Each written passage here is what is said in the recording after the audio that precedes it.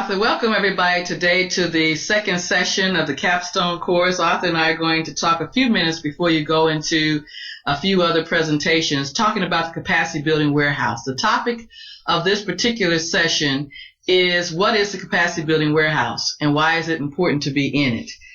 So Arthur, let's talk a little bit there are a lot of things that have come up over the past year once this warehouse was created, and I really need to make sure people know what it's about and why they should be in it if they're not in it, and those who are in it, how to make sure they're really taking full advantage of it.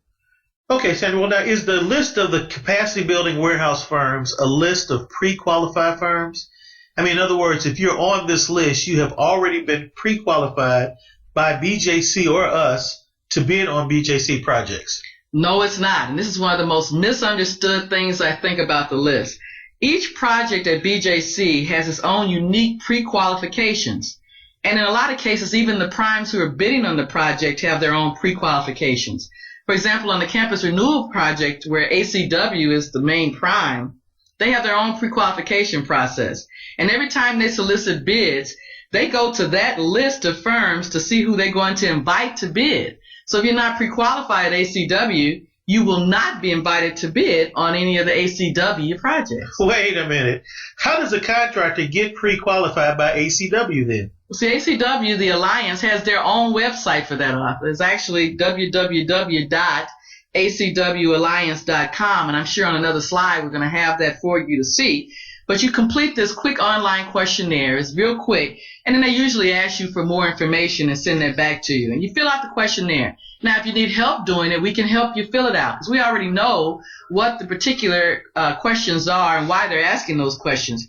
But here's the good part, Arthur. You only get pre-qualified by ACW once for the campus renewal project. Then you don't have to keep filling this questionnaire out every time there's a project. Okay, so then I will get a bid solicitation every time they're soliciting bids for a particular bid package on campus renewal. No, you won't. Again, I think people are so confused here, and I'm trying to help people understand. You're only going to get a bid solicitation for a bid package that contains the scope of work that you say you have experience in performing. So you see why we keep harping on telling people to make sure their data is current. If we have, as an example, down that ABC company specializes in painting, or if we have a design firm and we have only one resume and the guy's resume doesn't currently show any healthcare experience at all, then when a particular bid solicitation comes up, whether it's ACW, whether it's one of the BJC primes, whether it's one of the architects or engineers, they're only going to pick companies that match. I think at the last BJC 101, the way Greg described it, Greg Moeller he said, we query our database. And what they do is they literally run a report right out of their database that pulls certain keywords. And those keywords come from either your toolbox application that they would have accepted or your capacity building warehouse quick fact sheet. Okay, so what about design firms? Do they solicit bids for them in the same way? Definitely. The only big difference with a design firm is it's not what your firm says that they've done in the past that I've seen matters the most. What really matters is the people you actually have on your team that you're trying to put forward for a project. So if they don't have resumes of the key people that you're trying to have for BJC, or if those resumes don't say anything that will make them pull that guy's name or that young lady's name out, then you won't get a solicitation. And either BJC, when you're talking about a design firm, is going to solicit from you directly. But again, remember, they're only going to solicit from you directly if you're in the toolbox. And if you're in the toolbox, your information that you gave them in the toolbox needs to have current resumes.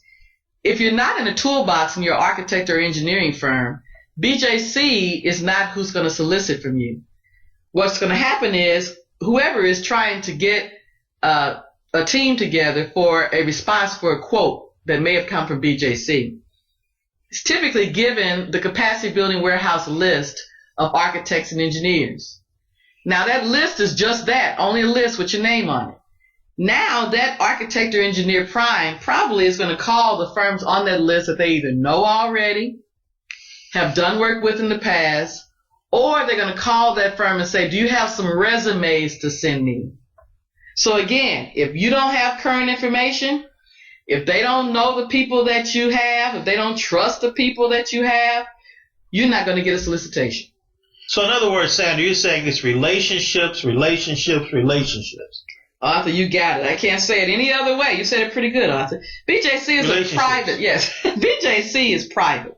So unlike when you're doing a public project where everybody has to get invited and there's this whole good faith effort process that people go through, in the case of BJC and even some of our other clients that are very strongly related to BJC, like Washington University, who are private companies, those private companies only take bids from people that they want to take bids from. That's the best way to say it. Now, if you're not a prime, then it's the prime who's only going to take bids and turn in the names of companies that they feel comfortable with, because their name's on the line. And even though they're still, in the case of BJC or even WashU, have to show good faith effort, it's not good faith effort when you send out a bid solicitation to the entire world. It's good faith effort when you spend some time getting to know what people do and tailoring your bid solicitation to increase the likelihood that they would even bid on it. So BJC knows the difference between you being aware of a firm, meaning they're on some list, and you actually knowing the firm. So if you don't really show BJC or the ACW or a design firm or engineering firm on this project in particular that you know these firms and that you've taken some time to really tailor and be specific, look at a match, a win-win, a good marriage, if you will, between you and the firm for a particular project, then in their mind, you're not really trying to get a responsible bid.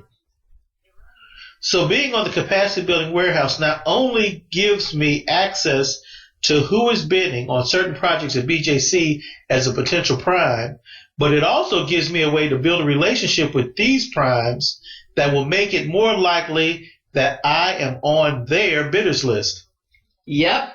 And we had a question come from BJC 101 that asked Greg Moeller directly, did he put or was he planning to put all of the projects that they have and all of the requests for quotes from architects and engineering firms and construction management firms on some database or on some website where the whole group could see it? And he gave an answer that I think some people misunderstood. He said, yeah, he was going to give it to Marks and Associates. The reason he said that is he still is saying Marks and Associates is going to know who's bidding it, but we're not going to put it in writing out on a public website because they're private. That's not how they do it, and that's not going to change. But each project, he's saying that through your relationship with Marks and Associates, through C.A.P.A.B.L.E, they will reach out to you and say, I need you to talk to this person or that person. There's a project coming up that fits you. So once again, it's very important that people understand how business works. And at the end of the day, this is the way it should work. There should be no difference between the way that BJC does this and the way they do a non-minority or woman-owned firm. The only difference is we normally are left out of the conversation. Now, Arthur, there have even been cases, though, where Prime will go ahead and award a contract to somebody they don't know.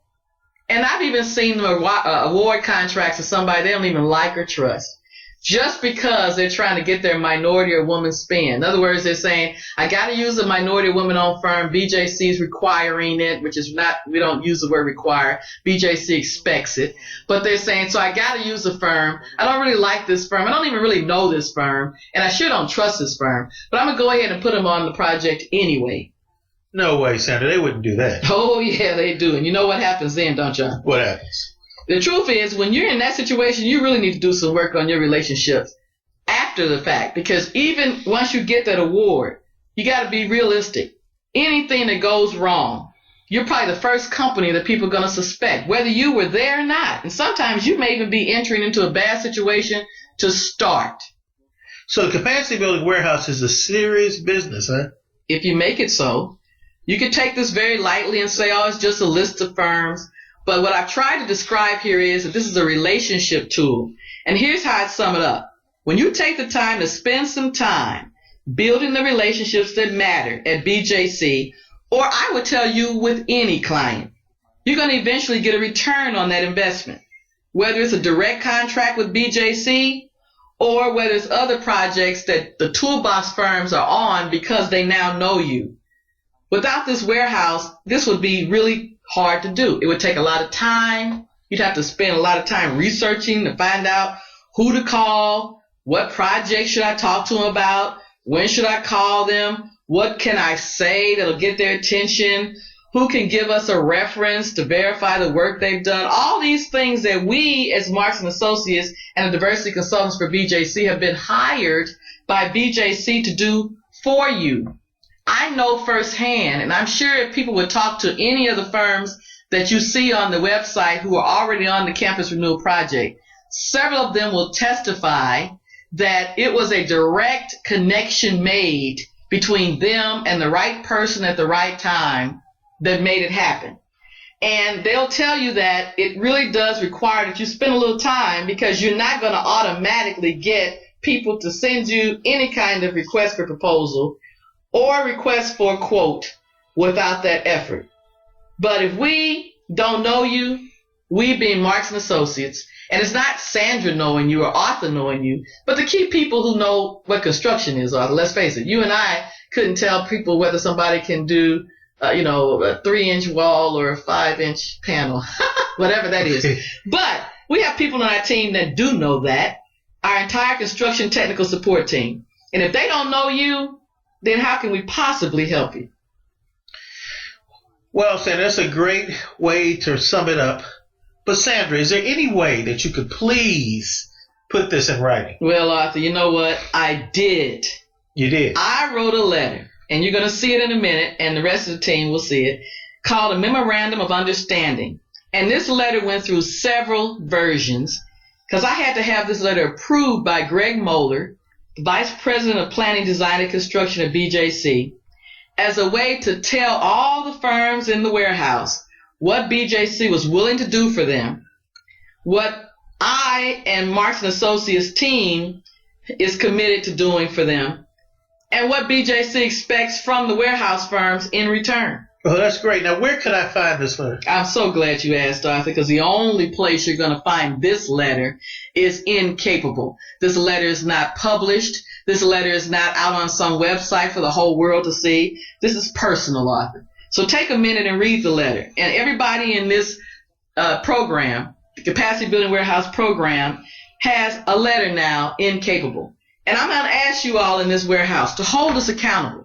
When you read this letter, it's going to say specifically 4 or 5 things that BJC says they're really going to try to do. If they're not doing it, tell them. It says what we are supposed to be doing as the diversity consultants. If anybody on my team's not doing it, I'm asking you to tell me personally, as a person responsible for making this happen and the one that BJC is going to put on the cutting block if it doesn't happen. So call me, email me through C.A.P.A.B.L.E. if something's falling off the charts or not being done as we said. And believe me, if you're not holding up your end of the stick, I hope you want us to tell you. Because that's what a true relationship is, Arthur. One of openness and trust. We're not playing games. We're not trying to keep things secret. And I hope everybody's being honest. Well, Sandra, I guess that wraps up this talk. You can actually go to www.capable.plan.com and log in. And under Module 2, you will actually see not only the letter that Sandra referred to, the Memorandum of Understanding, but you'll also see a video that walks you through that letter piece by piece to make sure you have a clear understanding. Then you'll be asked to click a button and sign that you have agreed to this Memorandum of Understanding. So again, go ahead and complete the rest of the module. And if you have any questions, feel free to contact us. Thank you and have a blessed day.